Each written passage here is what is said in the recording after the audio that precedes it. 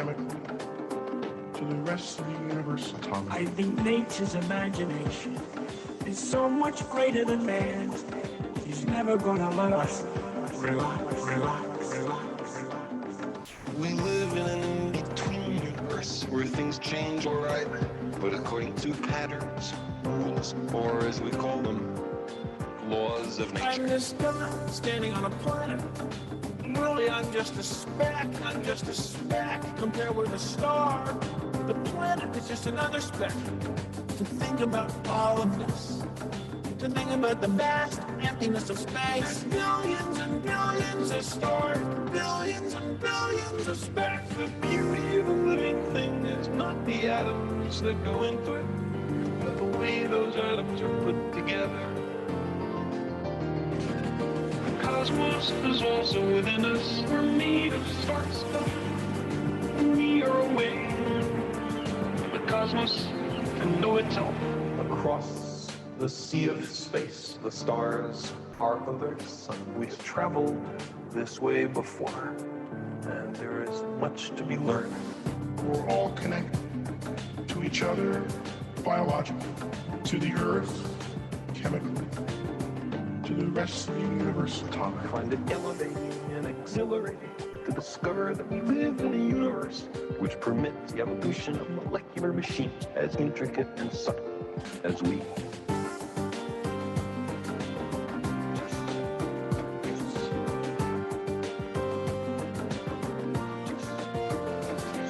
I know that the molecules in my body are traceable to phenomena in the cosmos. That makes me want to grab people in the street and say, have you heard this?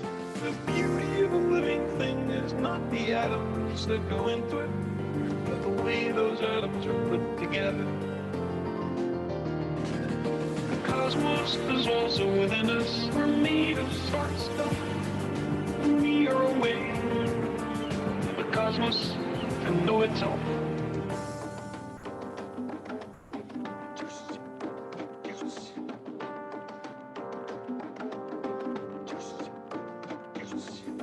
There's this tremendous mass of waves all over in space, which is the light bouncing around the room, going from one thing to the other.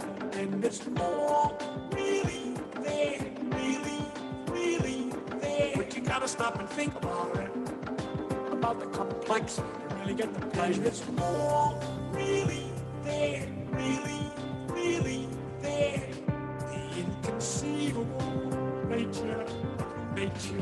To think about all of this, to think about the vast emptiness of space. Billions and billions of stars, billions and billions of specks. The beauty of a living thing is not the atoms that go into it, but the way those atoms are put together. The cosmos is also within us. We're made of spark stuff. We are away. The cosmos can know itself. Across the sea of space, the stars are other sun. We've traveled this way before, and there is much to be learned.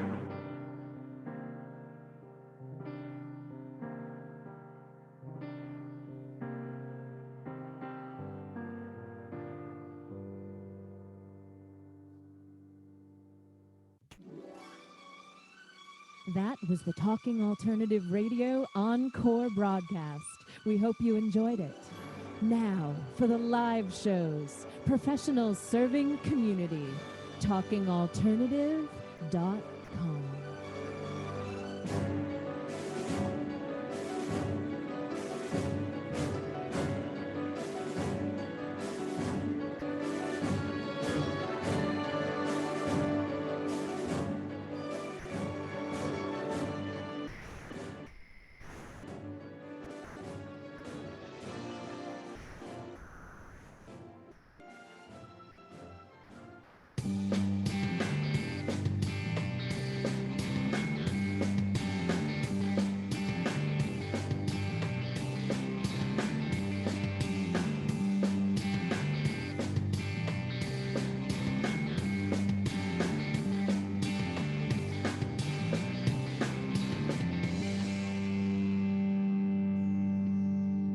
Ladies and gentlemen, boys and girls, children of all ages, I sometimes feel like I'm the ringleader at the circus, although we do another show here on the network called Professionals and Animal Lovers Show. So the circus that doesn't mistreat animals, you know, like Cirque du Soleil. I'm like the ringleader at Cirque du Soleil, or maybe I'm just a host of a radio show that does two things.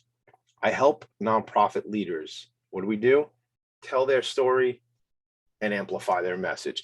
That's what Philanthropy and Phocus is all about. It was an idea. It was a marble that rolled around inside of my cabeza for, I don't know, 2 years. And then my friend here on the network, Sam Leibowitz, talkradio.nyc, I told him about it. And it took another 6 or 8 months for me to get through some other stuff I was working on to make this happen. But now we're over 50 episodes, 50, 54, 55 nonprofit leaders have come through the virtual attic. I mean, I'm in a real attic. Let me tell you that whole thing. It's your boy, Tommy D, the nonprofit sector connector. Top of the house, second floor is below me. The roof is above me. It's a mess, but you don't see the mess because that's my mess and that's away from the camera. But I'm in my attic and I have been in my attic ever since, I guess it was like March 13th of 2020. So that's almost, Judy, that's like 2 years. Judith Pedersen's here, but that's like almost 2 years. Like we've like been in this, whatever this new world is. And I guess we're going to talk a little bit today about transition and some when there's trauma and there's grief. And I would say I've kind of caught myself, not as much these days, but caught myself early on in 2020 and even into last year, 21, grieving a lifestyle I had led. You know, not grieving a person, but grieving a lifestyle that I had led. And I'm kind of giving you guys a bit of foreshadow because we're going to talk about grief and we're going to talk about this organization, Hearts of Hope, with Judith Pedersen. So look, I tell you all, nonprofits change our world every day, making an incredible impact. I want to give a shout out to my cohorts, the folks that I hang out with at the Institute for Nonprofit Practice. We had our seminar group and then our practical group together last night. And I will tell you, I know a lot of things, you know, and I know a little bit about a lot of things is probably better said, but I'm challenged by these folks in the course with me and specifically our smaller group when we meet on Thursday nights. So you guys know who you are if you're listening to the show. Thank you. Many of you will be guests on this show because you all are leaders of nonprofits. One other thing I want to get out of the way so people know about, as we sit here right now, it is February the 4th of 2022. It was pretty cool earlier this week, 2 days ago. It was 2222, which was fun. My sister loves the number stuff, so I texted her about that.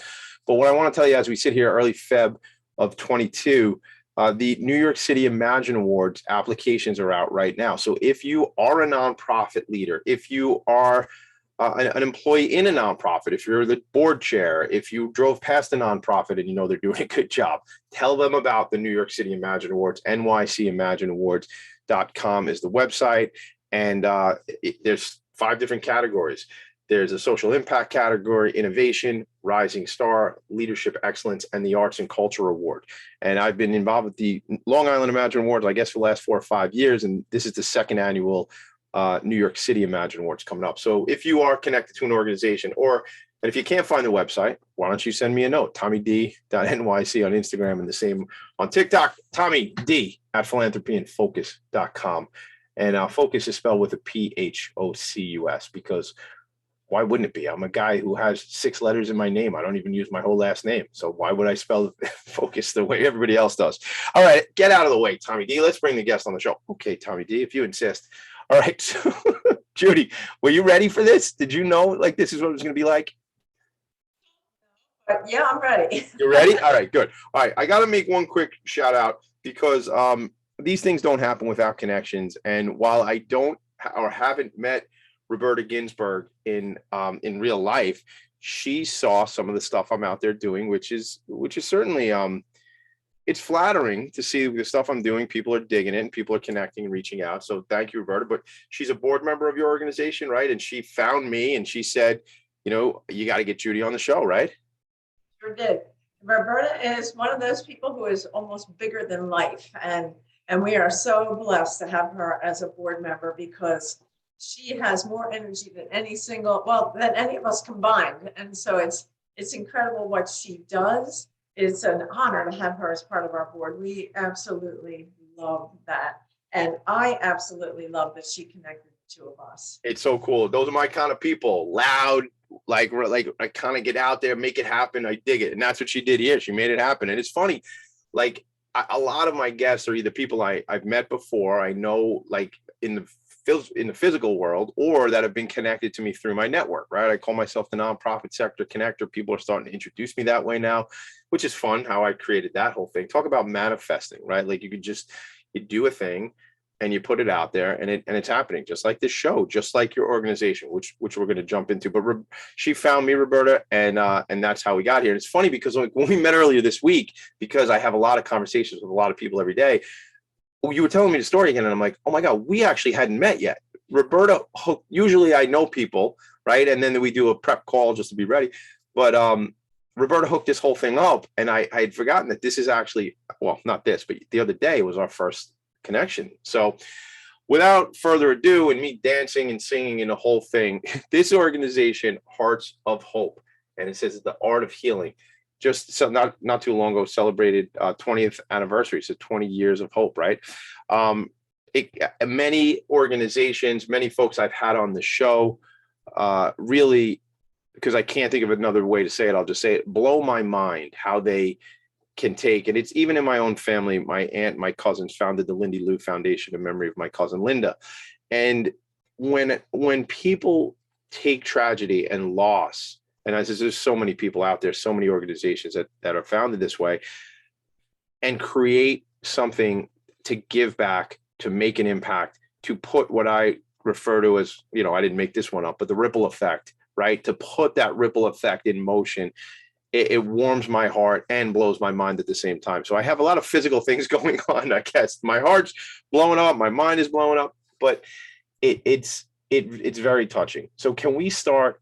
Where does this organization come from? Would you tell us your story, please, Judy?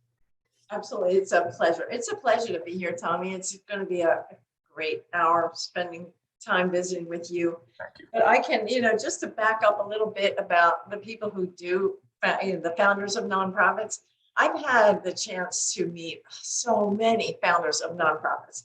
And I can tell you for sure that it's personal. And I think that's the coolest part.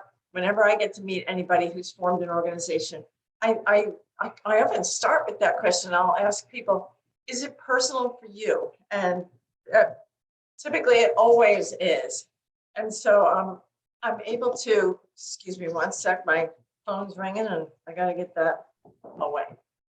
So yeah, so I get to meet these people and I say, is it personal for you? And they say, yes. I've never heard anybody not. And the stories are all compelling, the whys, why people do this. And so I can tell you the story of why Hearts of Hope was formed, and it is related to my story. And so I can tell you that I was much younger, 21, well, more than 21 years ago. We're in our 21st year. And it was, everything was going along well. I hear people tell their stories and they say, it was great, it was perfect, and I think that's a grief reaction that we do feel. But I know, having learned about this, about what grief is, hearing a million stories, I know that to look at that, to look at the story of loss and say it was perfect is not, it wasn't. But I can tell you that my life as a married person and I worked in the corporate world. I didn't enter human services until after the death of my late husband. And there I was, he had a heart attack. He was very young, unexpected. And in fact, he was expected to maybe survive. So we spent the first 5 days after he had a heart attack talking with the heart transplant teams and, the optimism that comes with that and thinking, we're going to beat this. We're going to get out of this. This is going to be okay.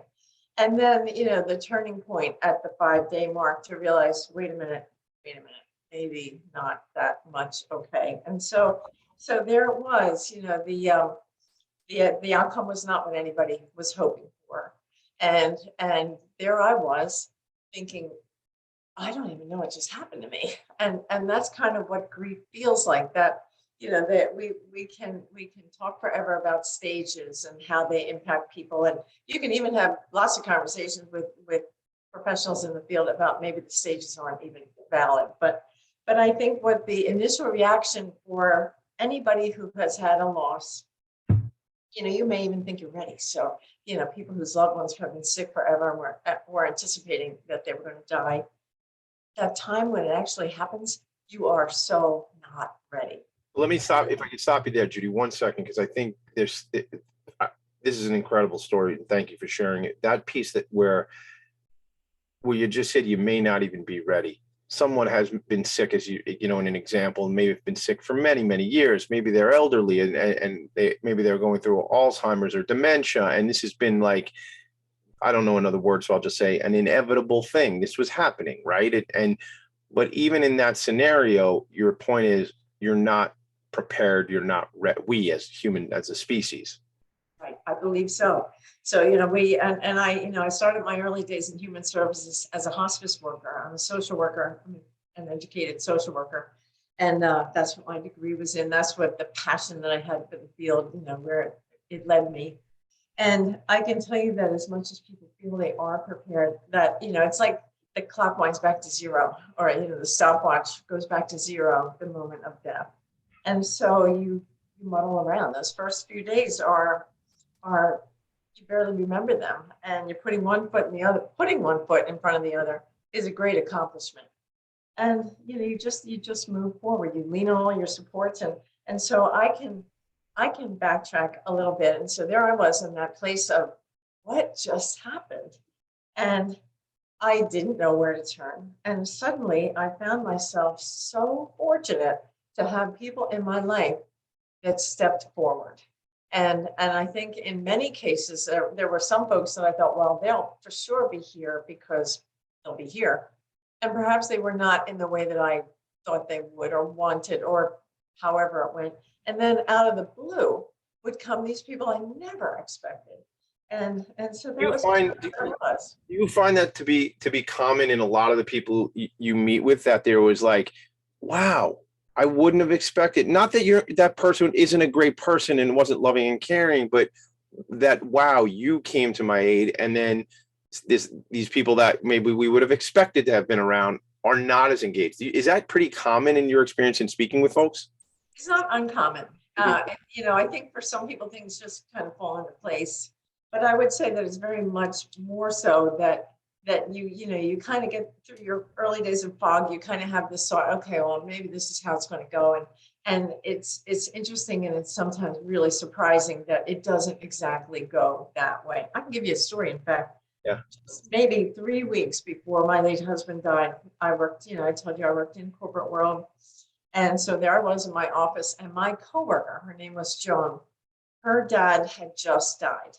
And at that point, being young and never having had any significant loss, death scared me. The concept of loss, I didn't know what to say, didn't know what to do. So my behavior, my action was do nothing. And so I can remember that, I remember one kind of scene in my head. There was Joan walking toward me. There was I was coupling under my papers and all that. And I suddenly remembered a meeting I was late for, I turned away and walked away. And that is not an uncommon reaction. You just don't know what to say. So it's avoidance, right? I mean, that's a common human trait, right? I can't do this thing. I'm afraid. I don't want to lean in. Let me run to the restroom, right? Or anything. Yeah. So now my dentist had died, and I did, after they were great, my bosses and everybody, they were great. They gave me the time that I needed. And then finally I'm back to work. The first person that approached me, Joan, I knew it. Joan, if you're out there, we love you. Thank you. I saw your picture. We'll make a heart for Joan. We are going to be talking about making hearts today. That's what it's all about. Not what it's all about, but certainly something that's one of the things that stands out for me about what your organization does. And as I told you, we're going to move fast and we're going to have breaks and stuff. We're going to take one quick break right now, probably about 85 to 87 seconds. I usually say 90, but we're going to be super specific today. I'm just trying to make Judy laugh. That's what I'm doing here. Hopefully you guys are laughing along at home. We will be right back. This show is Philanthropy and Focus. I'm Tommy D, the nonprofit sector connector. That's Judith Pedersen. We were talking about Joan. We were talking about Roberta. We're going to talk about a lot of people. We will be back. The organization is Hearts of Hope. Kyle, please take us to a break. We'll be right back. Are you a business owner? Do you want to be a business owner? Do you work with business owners? Hi, I'm Stephen Fry, your small and medium-sized business or SMB guy, and I'm the host of the new show, Always Friday. While I love to have fun on my show, we take those Friday feelings of freedom and clarity to discuss popular topics on the minds of SMBs today. Please join me and my various special guests on Friday at 11 a.m. on talkradio.nyc.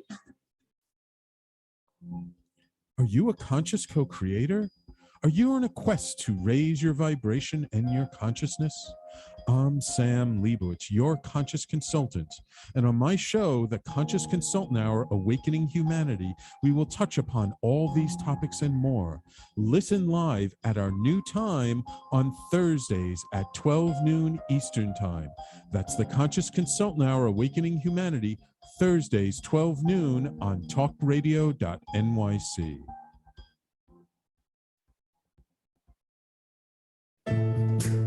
Are you on edge? Hey, we live in challenging, edgy times, so let's lean in.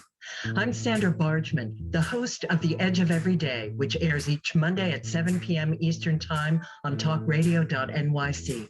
Tune in live with me and my friends and colleagues as we share stories and perspectives about pushing boundaries and exploring our rough edges. That's The Edge of Every Day on Mondays at 7 p.m. Eastern Time on talkradio.nyc. You're listening to Talk Radio NYC. Uplift, educate, empower.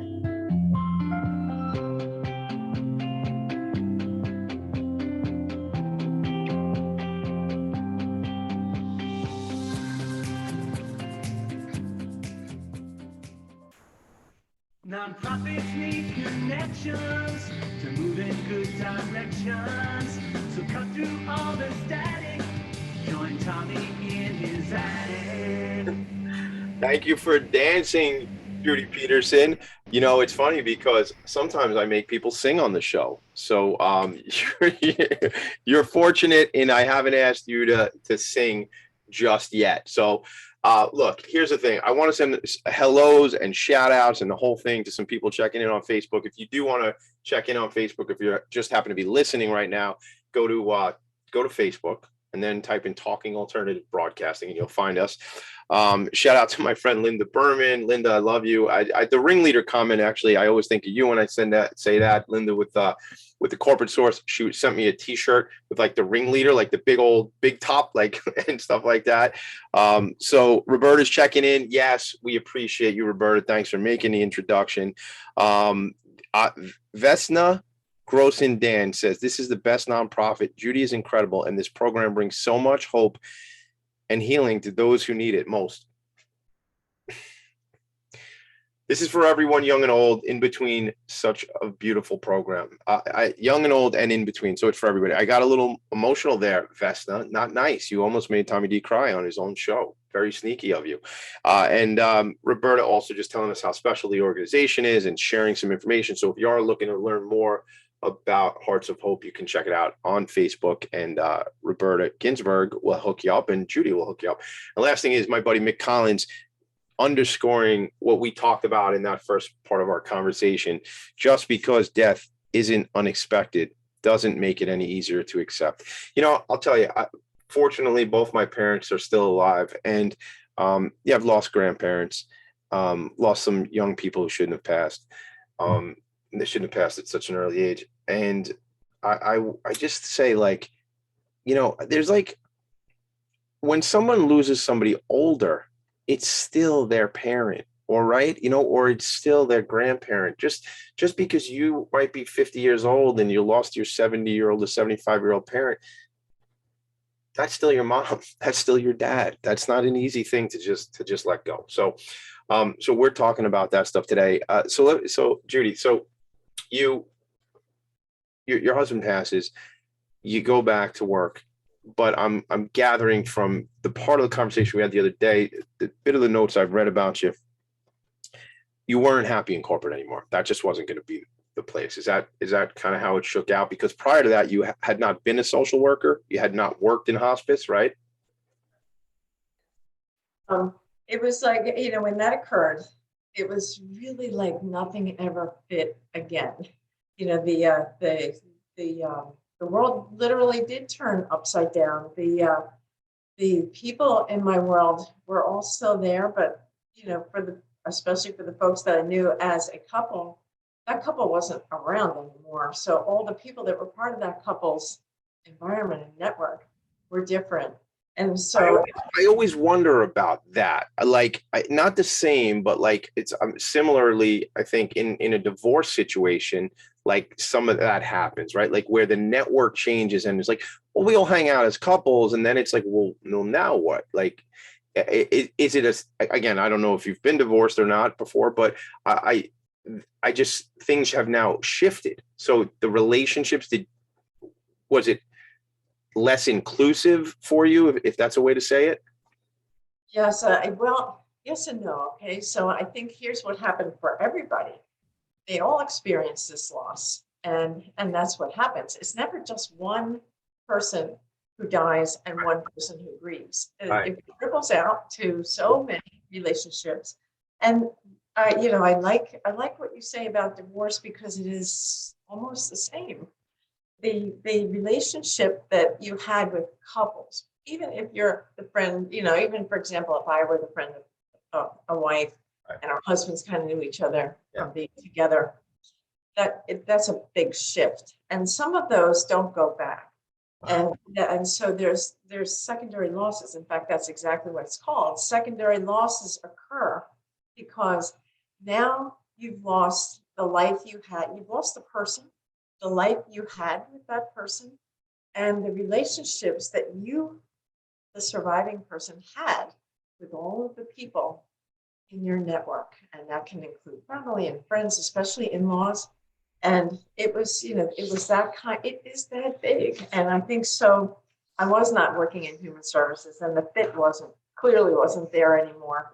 And life went on. And I have to preface this all with what I say so often, because it's true.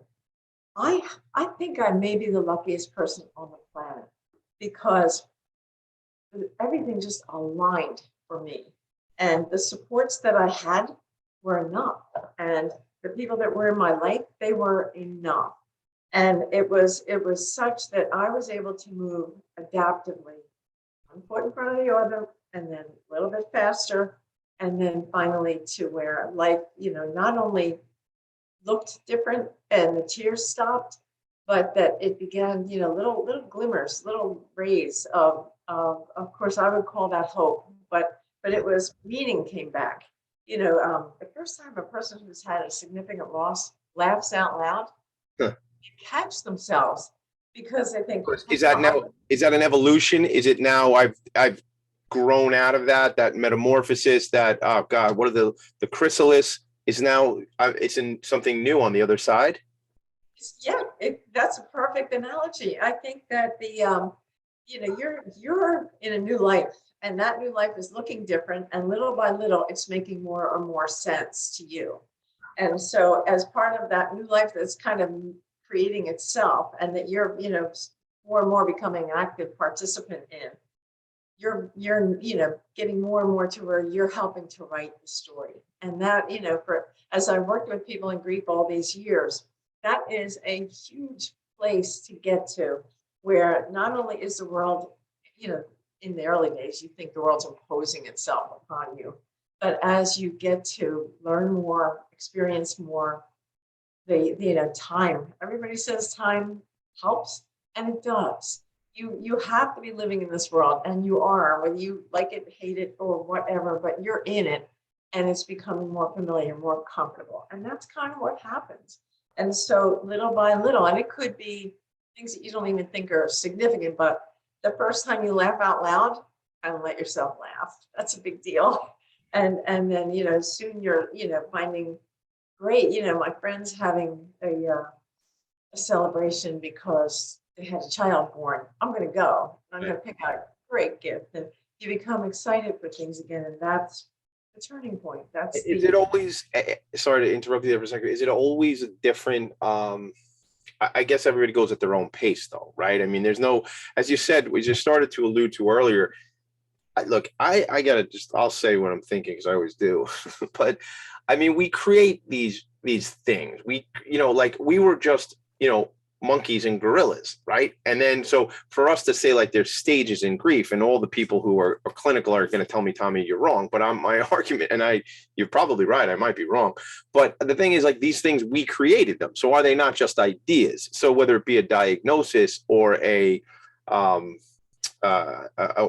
process that we're saying that it goes in these stages, it's man, woman made. It's things, ideas, and concepts that we've created, right? They weren't here for us. It wasn't like in a book. It might be in a book now, obviously, but you know where I'm going? So like there's probably no like real roadmap, like what, like it isn't like anger and then denial and then, or vice, right? Like all these things. And like, talk to me a little bit about that. See if I'm making sense. About this, because the stages theory began a million years ago. It seems like it began in 1970-ish, and so that's when Elizabeth Kubler-Ross was the first person to introduce stages for people who were terminally ill, and they seem to follow a progression. The challenge with those stages is they're a whole lot messier than, okay, step one is this, and here comes next is this. It's a whole lot messier. And then it's complicated even more because sometimes people are standing there baffled saying, but I'm not angry. Right. I don't have any guilt. I'm just lost. And so sometimes the stages don't even happen. And I think that's the, if there's, as part of this evolution, and, I must also say, some people don't break free. It's a reality that, it's I like to think of it as a smaller percentage, but there are some people that don't break free. They stay stuck in places, and so forever in your experience, Judy, like this is, or is that their new existence? Because as you said, and as I read, even, and I think it was something I read here, this is one of your quotes. It says, as I also learned an indelible lesson, when a loss occurs, what we thought was our day-to-day normal routine life was something that would never return. So, so it obviously, whatever we did on Monday after a loss on Tuesday, it's still there, but it's not the same existence, right? So is that what you're saying? Some people might get caught in a new existence, or they just not even get through some of this? They cling to the old. They cling to the old. And so, while life does go on and new things are happening, it's the progression is slower. And for those people, so there's for those people where it is slower, it just, goes back to kind of just giving yourself that permission to say, for me, it's slower. For somebody else, it seems like they're fine after a month. That sounds like a little bit about, giving ourselves some grace, being compassionate for ourselves, right? Allowing, air quotes, a process to take place, if it is a process, or it's just my process or your process or whatever. We lost my cousin she passed at 31. My brother-in-law passed at 30. These are tragic situations. And, and I don't want to, spend too much time on this. We're going to go to break in a second, but irreparably changed. Like, maybe that's the wrong word, but just complete different on the other side of that for people affected by those who are left, the survivors, to cope, right? You said the word irreparably. Yeah. It doesn't come back. Yeah. And I think the acceptance of that, and I even hate to use that word acceptance, but to embrace that at any level, that it's not coming back, is to move forward. So it's that acknowledgement. It's like we have to, otherwise it's like you're stuck in a time warp, right? Where you're just kind of in limbo land, right? Yeah. This is an incredible conversation. I mean, I know about your organization. I know about the hearts, and that's what Roberta and I certainly keyed in on, which we're going to talk about when we come back, when she made this connection for me months ago for us. And, but I didn't know to the level of depth and rawness you and I would get into today. And I appreciate the candor, and I'm excited and fired up about this conversation. So thank you for being here. This is really special. I hope you all are digging it too. It's Philanthropy and Focus. We are going to go to a quick break. Judy, when we come back, I want to talk about the programs of the organization. I really want to dive into that, because so how you took all this and what you're doing to make an impact. Cool. All right, gang, we'll be right back. Philanthropy and Focus, Tommy D, nonprofit sector connector. We'll be right back. Howdy, I am Joseph Franklin McElroy, host of the new podcast, Gateway to the Smokies. It airs on talkradio.nyc every Tuesday night from 6 p.m. to 7. Every episode is dedicated to memorable experiences in the Great Smoky Mountains National Park and surrounding areas. This show features experts and locals who will expound upon the richness of culture, history, and adventure that awaits you in the Smokies. Tune in every Tuesday from 6 p.m. to 7 on talkradio.nyc. Are you passionate about the conversation around racism? Hi, I'm Reverend Dr. TLC, host of the Dismantle Racism Show, which airs every Thursday at 11 a.m. Eastern on talkradio.nyc. Join me and my amazing guests as we discuss ways to uncover, dismantle, and eradicate racism.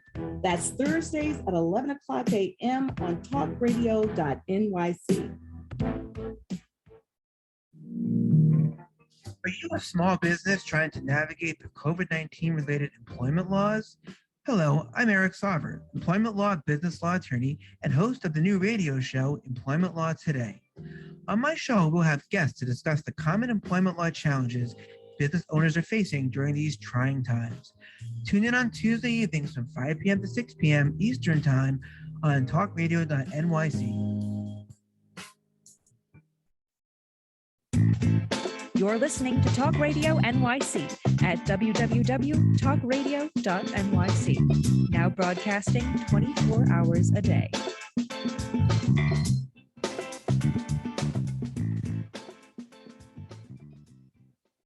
Nonprofits need connections to move in good directions. So cut through all the static. Join Tommy in his attic. You know, sometimes I'll even sing the song for you guys, and we have a lot of people listening in on Facebook, and so here it is. Cut through all the static, join Tommy in his attic. That's what you should do. Teresa Becker, thanks for cutting through the static and checking in on Facebook. Mick Collins and Roberta again, and here's what Teresa has to say. We are led to believe that grief is a neat process. It isn't, right? We know that. And she says it's anything but. And Judy, you have such in-depth knowledge on this. And Mick Collins shouting out saying, you know, there's no way to speed run through this, right? It is a process. And it's, and I guess it's really not something we're going to be able to ignore either. It's something that we're going to have to work through one way or the other. And, you know, second episode of Philanthropy and Focus back in the day last year, my friend, Dr. Larry Grubler, was here, and he runs an organization called Transitional Services for New York, which is a mental health agency. And I refer back to this conversation with Dr. Grubler a lot, because what he said to me is, you know, Tommy, and I live this way and I believe this. So he said to me, Tommy, we all need a little support once in a while. Maybe it's a little support, maybe it's a lot of support. But when you think of things, Judy, and when you think in terms of that we're a species and we're all connected, and we're all, you don't want me to get on the soapbox, gang, or maybe you do, but we're all connected to other species. We're all connected to this planet, right? We're supposed to be supporting each other. We're certainly, at the very least, supposed to be supporting other human beings, as the rubber band I was putting in my hair snapped.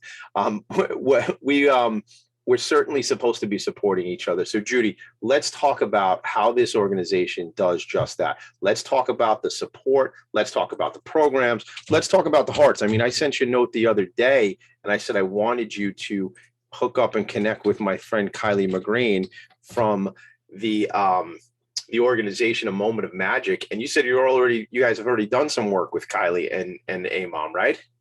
We made the connection, yes. So we're excited to collaborate, and it's a work in progress, so we're going to see how it goes. But the collaborations like that are things that we value so much, because not only do we get to help each other, but we get to spread our missions. And no doubt. That's all we want to do, is spread our mission.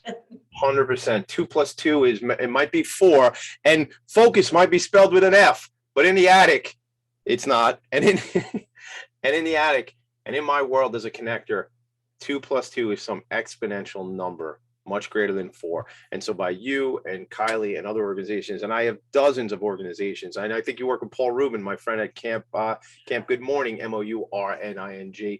You know, Paul has been in the attic with me. He's a friend. And these are the organizations that actually excel by coming together and working together. So I want to read something real quick. This is from Judith Pedersen. It says, I have the very best job in the world because I get to marry my 2 passions. I love when people use the word marry. I like to do that too. Use that word marry, not to mean like a romantic marriage. We used to have to marry the ketchups in the restaurant business. I don't know if you ever worked in a restaurant business, but that was, all right. If you, some people are laughing if they have a bus tables. We used to have to marry the ketchup. All right. Let me go back to the quote. The very best job in the world because I get to marry my 2 passions of serving those who have experienced trauma and tragedy and loss with the overwhelming power of art. What does that look like in a practical sense, Judy? Yes, so I can tell you that we found, I can back up just a little bit and then I'm going to fast forward a lot. So to go back to when I had experienced loss, fast forward 4 years from that date, and life was moving along. It was great, and I still worked in the corporate world, and so I thought that was going to be it. And I found an ad in a small paper. At this point, I had reinvested in life. It was great. I met the guy that I'm married to now. He's great, and we were living in upstate New York, and there was a little ad in the paper that said, "Hospice volunteer wanted. Call this number." I called 50 times. It was like life changed on a dime, because when I read those words, I thought, this is what I'm going to do. Hold on. You had to call 50 times? Well, I called maybe 4. No, but I mean, I'm thinking they needed the volunteer to answer the phone. That was my joke. I was going to set up. If you've got to call someone. Yeah, they should have picked up on that first call. I agree with that. But it turned things around. So I knew at that moment when I saw those words that I was not going to be a corporate person anymore. I was going to be a human services. I was going to work with people who had experienced loss, and I did. And so that began several years working as a hospice worker, going back to school. I had to get my MSW. I had nothing. So social work was not your thing. You go back, masters of social work, you get a whole new, at a point in your life, you already had done a career. You've done something already. Right now it's something new. Yeah. And so it just never stopped being my passion. And so, I found myself with another relocation. The man I'm married to, his job moved him around. So I found myself moved around, and we were in North Jersey. And that's when my husband almost, I know these were as close to his words as they were. How about that grievance thing you're always talking about? And that grievance thing became Hearts of Hope, which was my dream, to have an organization that served people whose loss was from all of the ways that people experience loss. And that, from my years as a hospice worker, I realized that it's not a cookie cutter thing that you can offer to people. People are going to maybe they're going to embrace sitting one-on-one with a counselor, or maybe come to a group, or maybe go to a lecture, or maybe and this is where we started, after 9/11 happened and everyone felt so helpless and sad that what can we do? What can we do? Hearts of Hope, in its form, the community service piece, formed then. And so we had, I was super lucky. I knew artists, I knew art therapists, and I had this idea: what if we can invite our whole community and have them come in and create something for the families who had survived 9/11? And, where their loved ones had died and they were the surviving children or spouses or parents. So we created a small, flat ceramic heart, and that was it. We created hundreds of them, and we created a card to go along with those hearts. And people came in, hundreds. When I tell you that, I work for a healthcare system, and we were not ready. We were so not ready. Hundreds of people poured in, which in my mind said to me, this is what we embrace.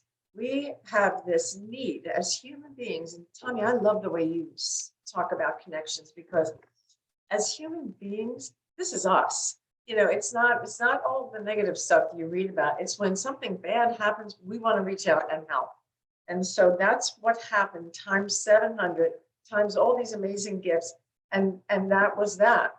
And so from there, the organization was formed to offer counseling and education and community service, which to this day is still having a group or an individual or a corporation sit down and paint a ceramic heart. We make them all. So where do they, so let's talk about that. And by the way, I'm watching us on Facebook. So it's funny, I get to watch us here and I get to watch us there, but I'm watching us because Roberta's checking in and she's telling us that a moment of magic at Western Michigan University has already created hope with us.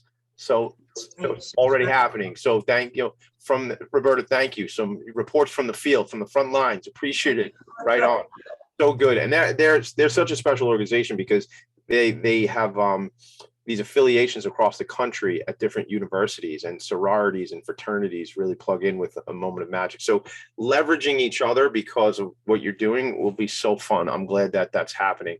And then a couple of the boys on Facebook are breaking my chops because they were, maybe they're not breaking my chops. They're sorry my rubber band popped off. Guys, fortunately, I'm very prepared. I wasn't a Boy Scout, but I had a second rubber band in my pocket and I was able to fix my hair anyway. So thank you, everybody being concerned about that. We're good. The hair is good. Thanks for that. What happens with these hearts though? Like right, what goes right away for me is, so I have 2 daughters and 2 sons. And I think of my younger daughter is a Girl Scout. I know she's a Girl Scout. She's selling Girl Scout cookies. I'm supposed to tell everybody that. So if you need cookies, call me. But I'm supposed to, with the Girl Scouts especially, I know they do all these service projects and stuff like that. Obviously, team building, this makes sense. Like if I had a large company and I wanted to bring hearts in, tell us about who do the hearts go to, initially, and then tell us that story, like the logistics, if you will. Perfect. Yes. So we make them in 2 places. We make them here in Florida. We make them in Connecticut, and they are dispatched. We've delivered more than 175,000 of these completed gifts all over the world, and so they get made by hand. And if you could see the process, it's messy, it's chaotic, and it's so much fun. All right, I want to go. Wait. Can we do that? Like, this is a thing. Like, I would. Does the nonprofit make them, or is there like a manufacturer that makes them? The nonprofit makes them. So we're mostly volunteers, and our volunteers make these. So we get blocks of clay. They're 25 pounds each. They get sliced with a little cutter, and then they get rolled through a roller and stamped out like cookies. And then they're dried, and then they're fired, and then they get sent out in kits by the thousands. And so I can barely describe the impact of that because it's so broad, but we have every year, the number that we deliver, that we create and deliver increases. And so we are well over 10 to possibly 15,000 a year. They get handmade, dried, fired, and dispatched in kits. And what happens when that does happen is, so a group will hear about Girl Scouts are wonderful. We do so much with Girl Scouts. And I got to tell this is how real time stuff going on. Roberta checking in again. Roberta reporting from the field. Roberta Ginsburg, please. What do you have to tell us? She's telling me. So this is funny because my friend Tammy Severino is the CEO of Girls Inc. out in Suffolk County. And Roberta is saying that Girls Inc. of Suffolk County recently ordered 200 Hope kits for a major event for the troops, for their troops. So shout out Tammy Severino. Listen, depending on when they do that, my dad owns an Italian ice store here on Long Island, and I usually give it to my nonprofit friends. But Tammy, if you're doing that and it's after the store opens, which will be in about 5 weeks, I'd like to donate Italian ices and come out and scoop ices for the while they're doing that. If it doesn't work, I want to come scoop ices some other time. But Judy, I can't help myself. I'm like I'm networking, I'm connecting, I'm interviewing. It's so much fun. So I want to either come down when I'm down in Florida, which I probably will be next month. Maybe I can come and roll out some of these hearts, or maybe I'll do something up in Connecticut, being I'm up here in the Northeast. I'm on this trip, this campaign called 60 Days of Service. So that's why I said I wanted to know if it was the organization making the hearts, so I can, because my board of the 60 Days of Service, meaning me, I have to pass everything before Tommy D to see if it counts as and it gets a check mark. And usually he lets me get a check mark for the work I do. He's a good guy, but goodness for that. Everybody talks about themselves in the third person, right? No, they don't. Oh my God. All right. We got to take one more quick break. When we come back, I want to know the future of the organization. Who do you need to meet? Who are the people you want to connect with? It could be as simple as, Tommy, look, we need a board member that does this, or we're looking for relationships with a Moment of Magic or Girl Scouts or whatever. So you have about 90 seconds to prepare for that, for the lightning round. All right. All right, good. We'll be right back. Tommy D, Judy P in the attic. Right back. Join us every Tuesday at 4 p.m. Eastern for the Mind Behind Leadership, where we focus on what leadership really means to us and to others. We have practical discussions with the CEOs of some of the world's largest companies, owners of small businesses, and experts in psychology and behavior to get that inside track, what to do, what to avoid, and what really happens. Join me, Graham Dobbin, at the new time, 4 p.m. every Tuesday for the Mind Behind Leadership, here live on talkradio.nyc. Hey everybody, it's Tommy D, the nonprofit sector connector, coming at you from my attic. Each week here on talkradio.nyc, I host the program Philanthropy and Phocus. Nonprofits impact us each and every day, and it's my focus to help them amplify their message and tell their story. Listen each week at 10 a.m. Eastern Standard Time until 11 a.m. Eastern Standard Time, right here on talkradio.nyc.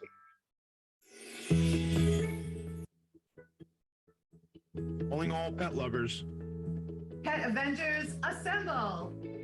On the Professionals and Animal Lovers show, we believe the bond between animal lovers is incredibly strong. It mirrors that bond between pets and their owners. Through this program, we come together to learn, educate, and advocate. Join us live every Wednesday at 2 p.m. at talkradio.nyc.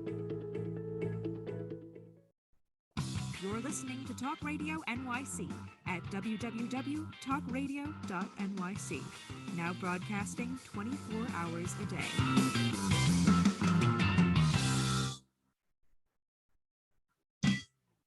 Nonprofits need connections to move in good directions. So cut through all the static.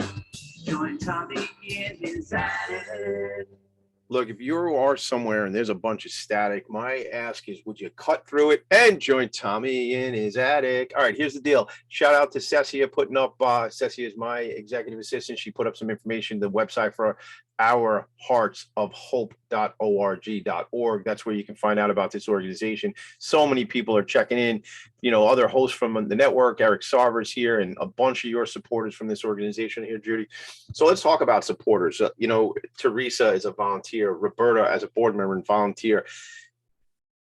Tell me about, you have the listening, you have everybody's ears right now. What does this organization need, and how may I help, or people who are plugged in and listening, how might they help? Yeah, the mission, we are bound and determined to deliver hope to people in need.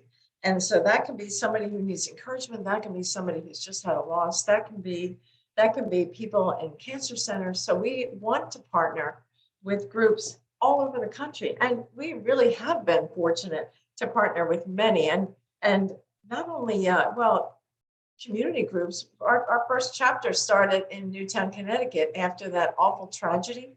You can't believe the things that they do now. And so anyone that wants to partner with us, we want to partner with you. And I can give you a couple of examples of the ones that we've worked with before and would love to work with more. And those are, of course, Girl Scouts, of course, Moment of Magic. And then what we're finding, especially with these past 2 years where we have been in the attic, or we have been, in the... Wait a minute, you're not in... Oh, I thought you were up here. You scared me. I thought you were going to come out and sneak out. Like you said, you were in the attic. I watched a scary movie last night too, so I would have been in trouble. We've got a rolling table for clay right in the garage. So all right, you always got to be ready to make clay. Ready. So I would love to partner with social groups like that. I would love if communities want to bring hope to their entire community. Let's talk. We might be able to, get something going there. I want to hook you up. I got to interrupt because I want to hook you up. I sit on the board of an organization called the Spirit of Huntington Arts Center, and of course, Michael Katakis has been on the show as well. I kind of stacked the deck a little bit. I said I'm going to do a show and interview nonprofit leaders, and it was kind of, I don't say it's easy, but it was convenient because I know a lot of nonprofit leaders and I continue to meet them all the time. So, but Michael's a friend. They just recently asked me to be on the board. I want to figure out, it is an art center. It's here on Long Island. And they work with the special needs community. And not only, from an arts program, but also from an education program. So they serve individuals with intellectual and developmental disabilities, and they do such special work. But the art thing has been swirling around in my head all, since we started the conversation. I was like, I got to get this in. So we got to figure out a way to put you together with that. You just mentioned something that I'm not sure I'm clear on though. Chapters. You said Newtown, Connecticut. So chapters. Does that mean, like, why don't I just ask the question? What does that mean when you say chapters? Yeah, it means that in certain communities, we have 2 in Connecticut, and the bulk of our activity is in we've got Florida and we've got North Jersey. But I can tell you how the first one started, and this is how they go. So there was an outpouring after the tragedy at Sandy Hook Elementary, and so we went up there. This is the 10th year. So we went up there to deliver. People all over the country called me, and people were creating hope in the form of these beautiful gifts that are the hearts and the messages. We went up there with 2,500 of them, hung them all over town. People discovered them, loved it. And I was called and they said, why don't you come here and let's do this for another group? It falls so much in line with this is how we are, right? This is what it means to be a human being, to say something awful happened to me, and now I really know what that feels like. And so when it happens to somebody else, I want to help them. And that is how that first chapter began. It was that's like this whole, I think I started a new website too, and it's a movie I've referenced on a show here before, but the pay it forward concept. And these folks that you're talking about who've gone through such grief and the tragedy of losing a child, and I think a number of teachers lost their lives that day as well. So obviously not just children, but these folks who'd gone through this tragedy were then able to find a way to pay it forward again, right? It helped them. So, and that's how it goes, right? When something horrific has happened to you, and that can be anything, one of the most helpful things is to do something for somebody else. And it's helpful for them. It's helpful for you. Yeah. Yeah. So it's not just, so it is selfless, right? Because you're helping somebody else, but it is very supportive of our own being as well. Right. And I will tell you, as much as people might think, Tommy's so selfless, he does all these things, I really feel good doing this stuff. So it's kind of, there's a bent to me going out and working in the toy room at Little Flower out on Long Island. And I feel really good, like I'm making an impact, right? And those kind of things, or making sandwiches with my friend Erin Dinan and options for community living and one sandwich at a time and collaborating with that's really special. Like I feel good about it. I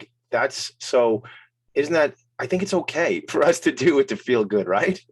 That's perfect, isn't it? Yeah. That's going to help our healing. That's kind of the whole point, right? We heal by helping other people. Yeah. And when we hurt so, when the impact of something tragic hurts us so deeply, that's part of how we see the light at the end of the tunnel. And so in helping somebody else, an equally big benefit is that we help ourselves as well. And so that's exactly what they do at the chapters. Now at the chapters, they're more self-contained. So there's a chapter in Newtown, and that has a leadership team, and all of the chapters work. There's a leadership team.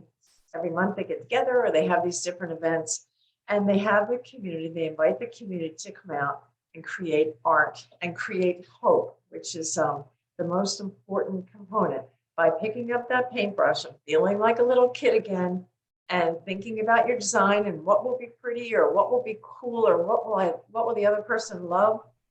That's helping them too.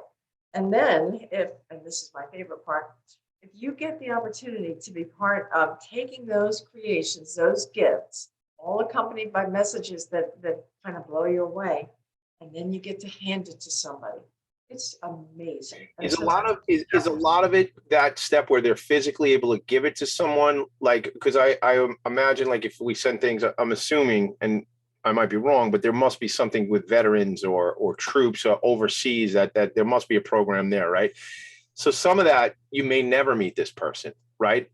But some of the experience is personal as well. Like, you know, I have a friend of mine, Bert Lurch, who we sit on a board together. And he was just mentioning he calls people on Thursdays to Gratitude Thursdays, Thankful Thursday, I think he calls it. And he recently just called his a teacher who was very influential in his life. And she then passed away a couple weeks later, the woman. And it was so, and she was so grateful. And I don't have time to tell the whole story. We're running out of time here, but it was just, maybe I just told the whole story. It's that sort of thing. So in a lot of cases, people make them and then hand them to somebody directly as well.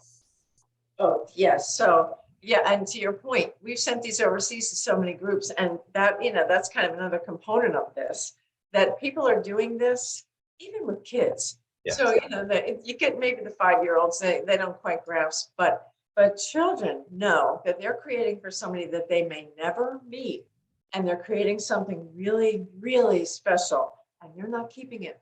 They're giving their hearts away. And there's something so, you know, that movement, we do have to close the show in a sec here, but there's something of that the gesture, right?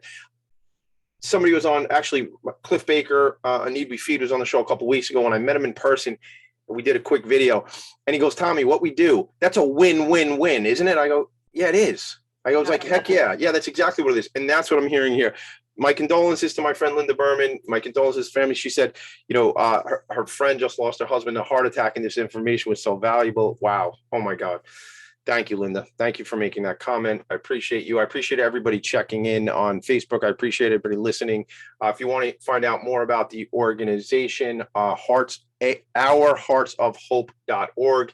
Judy, it's been a pleasure to meet you. I'm so thrilled you're on the show with me today. There's a good chance I'm going to be down in Florida, and I will threaten you with a good time saying, like, I would like to come and make some hearts and figure this out. In fact, if I do get down to Florida, I'll be there on a conference, and maybe there's this whole thing where we can take the hearts into the conference and do something pretty cool together. More to come on stuff like that. When you play Connector all day, this is the stuff that happens. Judy, thank you very much. Gang. It's been a joy. Thank you so much. You are welcome. I appreciate you. I hope to meet you soon in real life. Listen, gang, stay tuned. My buddy Steve Fry, the SMB guy, is here. Jeremiah Fox after that. This is talkradio.nyc. You're on the Facebook. If you need to get me, just holler, hey, Tommy D. No, don't do that. Go to Instagram or go to TikTok, tommyd.nyc. Or that was funny. Or send me an email, Tommy D at philanthropyandfocus.com. I'll see you later. Make it a great day. Thanks again, Judy. Bye. Nonprofits need connections to move in good directions. So cut through all the static. Join Tommy in his attic.